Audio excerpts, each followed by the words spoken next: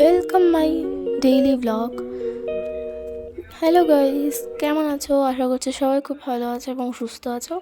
তো আমার first blog হচ্ছে 2025-এর, এটা 23rd Feb 2025। বাজে এখন 6:13, আমি ঘুম থেকে উঠে পড়েছি।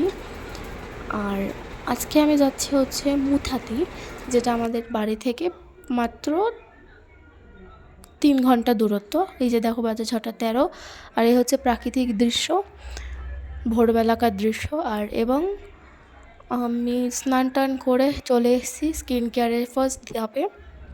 এরপরে আমার মেকআপ স্টার্ট হবে। সো ফার্স্টে আমি বরফ লাগাচ্ছি, যেটা আমার ডেইলি দুবেলা করে আমি লাগাই। বরফ লাগালে যে পিম্পলস বা র্যাশেস থাকে সেগুলো হচ্ছে কমে যায় এবং সত্যিই কমে, যেটা আমি ফল পেয়েছি।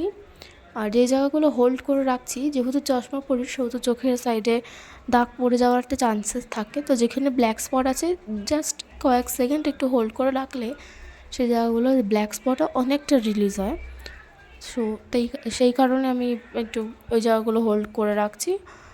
আর এমনি আমি এটা 2 থেকে 5 মিনিট একটু মুখে এটা রাব করি।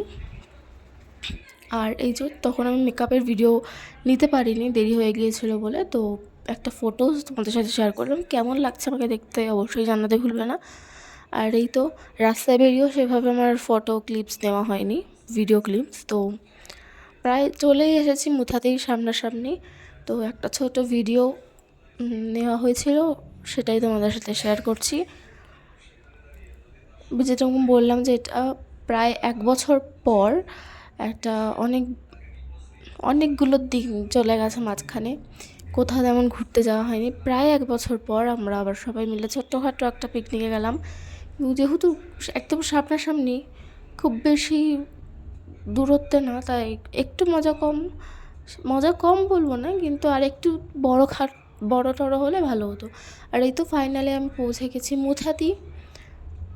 তো এখানে যেমন জলাশয় তেমন পাহাড় এই ঘেরা জায়গা। আমি ওখানে দাঁড়িয়ে একটা ফটো নিয়েছি।